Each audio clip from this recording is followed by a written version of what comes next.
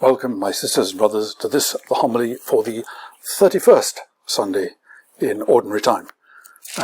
And today we have the story of Zacchaeus. It means a bit of a jump from where we were last time, the parable of the Pharisee and the tax collector, but what has happened in between are passages which appear in other Gospels. So we're moving on with things that are particular to Luke. And this account is only found in Luke's Gospel. And it's rather beautiful for a whole variety of reasons. It's psychologically extraordinarily apt. And apparently, legally, it's very correct also. So I hope you'll enjoy what we do with Zacchaeus. So Jesus enters Jericho and was passing through it. This means that he's coming towards the end of his journey to Jerusalem. This would probably be the last stop on his way to Jerusalem. That's how it's presented in the other Gospels. So he's been on this long walk, or relatively long walk, slowly through Galilee and the part of Judea that was between Galilee and Samaria. And now he's come into Judea and he's going up to Jerusalem. As he's gone through, he's brought out how a number of people are children of Abraham. This woman is a daughter of Abraham. This person is a son of Abraham. And this is going to be another in that series. And that's quite important, as we'll see. He enters Jericho and was passing through it. Now, that means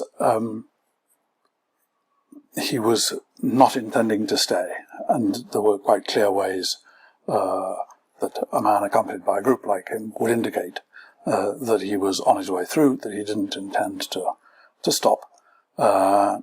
Otherwise, he would have had people, friends of his, looking for somewhere to stay for him. So, by this stage, remember, he's a famous person. People have heard of him. They've heard of his wonders, his miracles.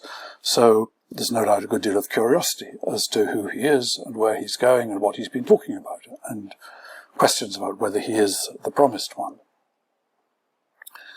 So he's on his way through, and a man was there named Zacchaeus. Well, Zacchaeus apparently means the righteous one, but it means rather more than that. It was probably a nickname given to him, whatever his name was, after this account, because it really describes, apparently in the Aramaic background to it, describes a person who has become just because he made a legal matter moot. He made a legal matter no longer important. And of course that is a very exact description of what is about to happen with the person now called Zacchaeus, the artist now referred to as Zacchaeus. Now, it says here, he was a chief tax collector and was rich. Okay, you had to be rich in order to be a chief tax collector.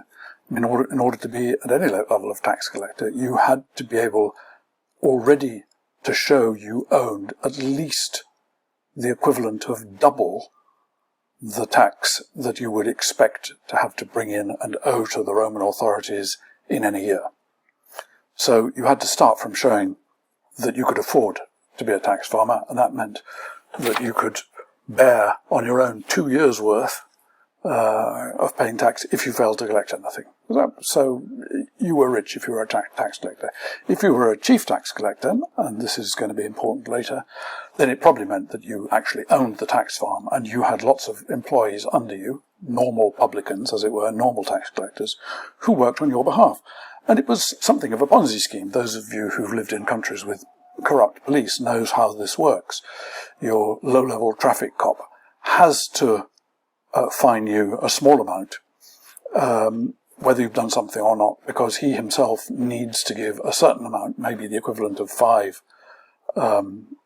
tickets a day, to his boss, and so on up the scale, so that the big boss at the top is going to receive a huge whack. And there would have been something like that, a pyramid scheme going on with a tax collector. And here's the interesting thing, that a tax collector, even if there was one, was honest, would have very little way of knowing how dishonest his employees had been.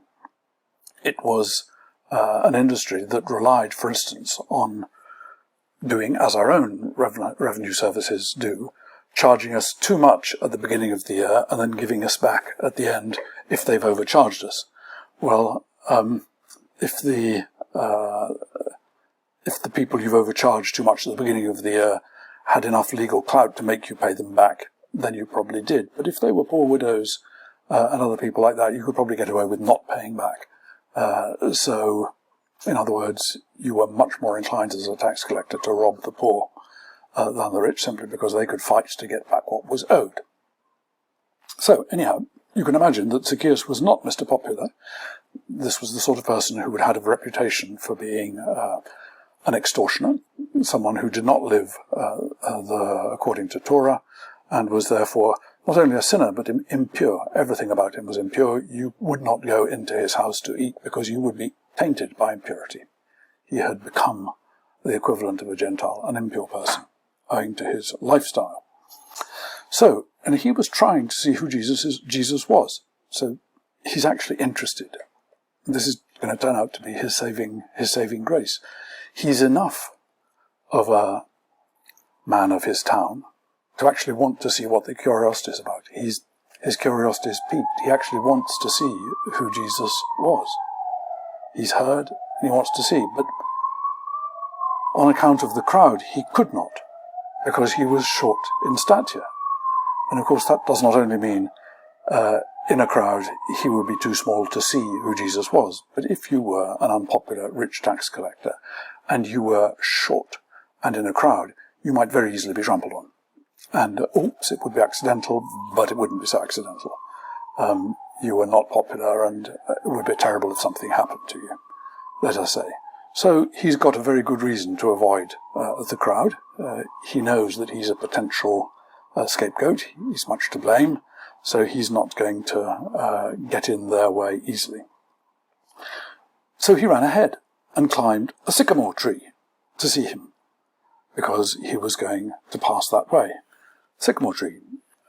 Very curious. Why would we have the sort of tree mentioned? Well, it's the only time in the whole of the Bible that this particular tree puts in an appearance.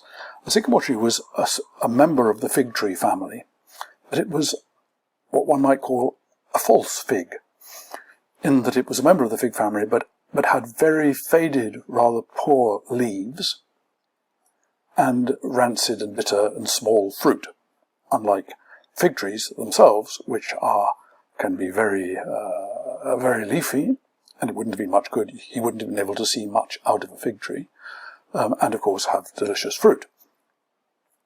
So he's climbing a fake fig tree to see Jesus, because he was going to pass that way. Now, one of the things about a sycamore tree is that you could actually see out of it, and indeed be seen from it.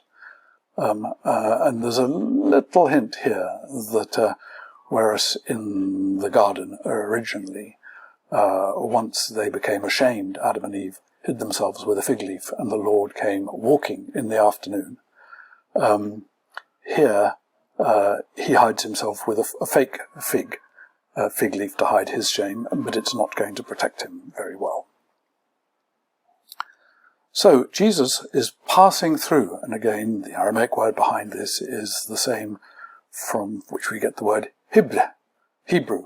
It's what Abraham was, a wandering Aramean. So Jesus is passing through, and he was going to pass that way in front of this tree. So when Jesus came to the place, doing his Abrahamic thing, he looks up and says to him, "Zacchaeus, hurry and come down, for I must stay at your house today." Now, we don't know whether he called him Zacchaeus, giving him a new name, or whether he made a pun as to what he was going to do with him. But clearly the calling him, the seeing him, and this was a short person who'd never been looked at from underneath. He always, because he was short, tended to be looked at from above, and usually with a rather, let's say, unpleasant looks. And here suddenly he's looked at from beneath by someone who's giving him a name that sounds as though it's to do with righteousness. And he's being seen in a way he's never been seen before. He's being called into being by the person who is in fact not only the person who he's come to see, but the centre of the crowd's fascination. The centre of the crowd's fascination has fixed on him, and it's not fixed on him in a hostile way. It's fixed on him in a gentle but a bold way.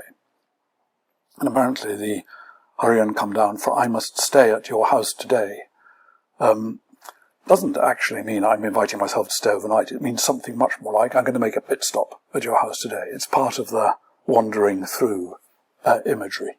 So it's not necessarily I'm going to stay for a long time, but at least I'm going to put in. I need a break on this trek, so I'll be making a pit stop at your house today. So Zacchaeus hurries down and was happy to welcome him, sort of received him with joy. And the word for receive here is, again, the Aramaic word is how God receives people. It's the strongest possible term. And it's the important thing, it's how Abraham received God and the Lord's two friends when the Lord was wandering along near Mamre in the book of Genesis. So he hurried down and was happy to welcome him. Now, here's the interesting thing. So here is Jesus about to go into the house of a man who was objectively a tainted person. The hamartolos, the sinner, we think of that in moralistic terms. That's not how people at the time would have thought of that. They would have thought of that in terms of, here is a person who, objectively speaking, is tainted. You become tainted. You would lose your purity. You become impure by going into that person's house and eating. It's against Torah. In other words, Jesus is running the risk of becoming impure through going into this man's house. And either they think, that's very odd. If Jesus is really the person we think he is, surely he would know better than to go into the house of a tainted person like this. Because there's no question at all that a person in Zacchaeus' position would, whether deliberately or not, have enriched himself by extortion. And he wouldn't know how much he owed to other people because of his extortion. A, because such accounts are very difficult to keep from year to year, and B, as I say, as a chief tax collector, he had lots of lesser tax collectors under him whose small extortions might have got bigger but would be unknown to him, and yet for which he would be responsible. In other words, he had accumulated a good deal of bad vibes from his employees as part of his enrichment. So they all begin to grumble and say he's gone in to be the guest of one who's a sinner. So in part they're jealous of him, in part they're surprised that someone like him shouldn't know to whose house he's going. And the other is that they're genuinely shocked because of the question of purity. So then is the answer, Zacchaeus, who has now been looked at from underneath, addressed with this name, calling him to be something quite different, stands there and says very quickly to the Lord, he has to get it out fast, because this is a definite legal promise. He is effectively rendering himself pure again by what he's saying. Lord, half of my possessions I will give to the poor. There was no problem, incidentally, for the poor receiving tainted money. In fact, it was a good thing to give tainted money to the poor. That was a good thing to do. Having dealings with a tainted person, you would share the taint, but receiving, simply being a recipient of tainted money, that was a good thing. And if I have defrauded anyone of anything, I will pay back 4 times as much. Now, sometimes we imagine that this is a semi-plea for innocence.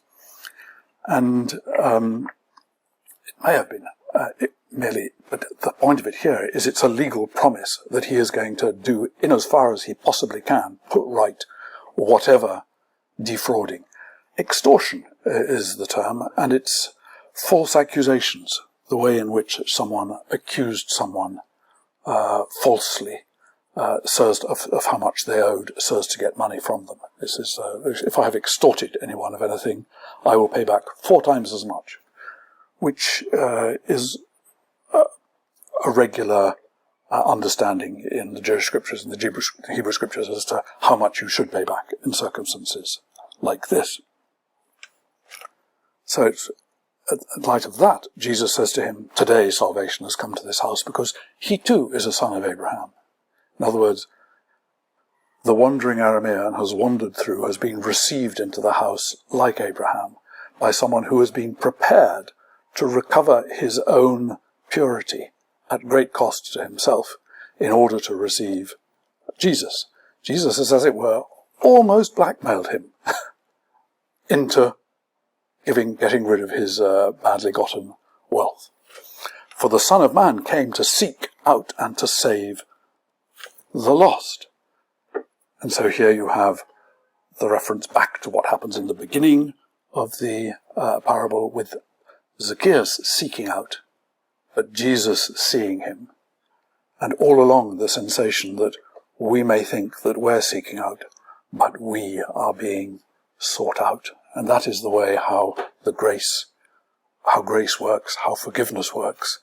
And forgiveness reaches us and has as its fruit the breaking open of heart and the giving away of things.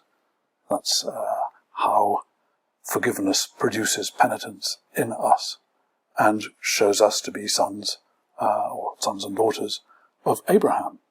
Just a quick little note on quite a fun pun which there is in this gospel, which we wouldn't get in English. Remember that Zacchaeus hides in the sycamore, which is a fake fig tree. When he comes down and apologizes, or offers to pay back anything he has defrauded, the Greek word for to defraud or to extort is sykophanteo, from which we get our word sycophant. But strangely, whilst for us the word sycophant tends to mean someone who lords excessive and ridiculous praise on someone and therefore is a sort of a fake praiser or sucker-up to them. The original word meant someone who accused people of false dealing in figs. That's the origin behind that. So we have both Zacchaeus both hiding in a fake fig tree and putting right his fake fig accusations. There's certainly a pun which is at work there as part of the story of how Zacchaeus is restored to the family of Abraham. In the name of the Father, of the Son, of the Holy Spirit.